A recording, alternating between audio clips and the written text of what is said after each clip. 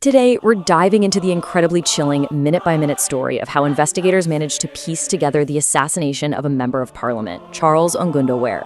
And get this, it's not just a story about a crime. It's really a story about an alleged betrayal, one that was reconstructed piece by piece from a massive digital trail. So let's follow those digital breadcrumbs and see how this shocking story came to light. It all started with a phone call, just like that. A shocking, brutal end to a day that probably began like any other. Imagine being the one to hear those words. This is how a colleague found out that MP Ong'ondo was gone. So we're going to work backwards from this tragic moment to see exactly how investigators believe it all happened. And right here, this is the central, just gut-wrenching twist of this whole case. On one side, you have the victim, MP Charles Ong'ondo Were, and on the other, one of the key people accused of his murder, Omundi Ogola, the very man who was hired to protect him. We're going to break down exactly how that alleged betrayal unfolded, literally minute by minute. So, the big question is, how do you take a suspicion, a terrible theory like that, and turn it into a solid case? Well, the answer lies in the digital breadcrumbs they left behind. The entire reconstruction of this crime was built piece by painstaking piece from a huge mountain of digital evidence. Just look at this number for a second. Over 1,000. That's more than 1,000 individual CCTV clips that detectives had to sift through. But honestly, the real story isn't just the sheer volume of footage. It's about how investigators managed to stitch all of these silent, separate moments together to reveal what they say was a deadly conspiracy. And this digital trail was spread all across the city. From the seat of power at the Parliament building to just random petrol stations and busy avenues. The people behind this probably thought they were moving in the shadows, but almost every single move was being recorded, creating this incredible map of their deadly pursuit. Okay, so let's zoom in on the day it all went down, April 30th, 2025. This is how the MP's final hours unfolded as the trap was allegedly closing in around him. This timeline gives us a kind of bird's eye view of the day. And you can see it starts off normally enough, right? A morning gym routine. But look at this key detail at 8:37 a.m. The MP was already so fearful for his life that he switched cars. And then you start to see it, the alleged meetings between his own bodyguard and the assassins. By the time the MP leaves Parliament at 7:23 p.m., prosecutors say the trap was already set. He had no idea. Now, let's zoom in even closer, because this is where it gets really chilling. While the MP is inside Parliament, just going about his day, a vehicle, KZ645Z, and a motorcycle are already in position. And they're not just waiting, they're studying his car, his location. And then at 4:17 p.m. and again at 7:08 p.m., the crucial handoffs allegedly happen. The bodyguard is seen meeting with the very same people who are hunting his boss.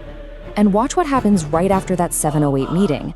Just 3 minutes later, the bodyguard is caught on camera, he's walking fast, he's on his phone. Investigators believe this is it. This is the final coordination call that sets the whole ambush in motion. This single image, it just illustrates the horrifying betrayal. The bodyguard opens the door for his boss. The MP, completely unaware, waves goodbye to his colleagues for what would be the last time. He's stepping into a car, believing he's safe, all while allegedly being delivered directly into an ambush set up by the man sitting right behind him. The second the MP's car leaves Parliament, the chase begins. The motorcycle pulls out right behind them. A few minutes after that, the car, KZ645Z, makes a sharp U-turn to join the pursuit. By 7:31 p.m., they are terrifyingly close, just one car away from their target on Valley Road. It's a coordinated pincer movement, happening right out in the open on a public street. And then, at the final, fatal moment, nothing. The murder happens at a traffic light, which just so happens to be the one spot on the route where all the CCTV cameras were reportedly inoperative, dead asleep, as they said. Is that a coincidence or a sign of meticulous inside planning? So the digital trail did lead to arrests, but it definitely didn't lead to all the answers, not by a long shot. Let's take a look at the aftermath and the big questions that are still lingering. So who's being held accountable? Well, 5 suspects are now facing murder charges. This includes the alleged hitman, Isaac Kura, and of course, Alan Ogola, the MP's own bodyguard, accused of being the inside man in the whole plot. But this is the biggest question of all, isn't it? Why?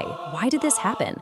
The family wants to know what the MP could have possibly done to someone that made them believe the only solution was to kill him. So far, the prosecution's case, which is built on all that CCTV evidence, it shows the how, but it tells us nothing about the why.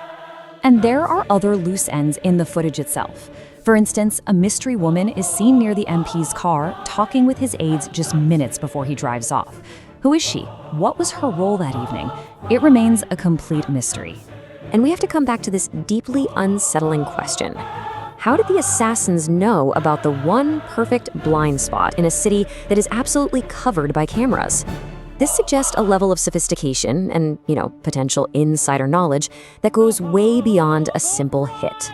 And so that's where we're left. Technology gave us this incredible, almost frame-by-frame account of a murder plot, but it couldn't show us the motive, and it couldn't see into the darkest corner of the street when it mattered most.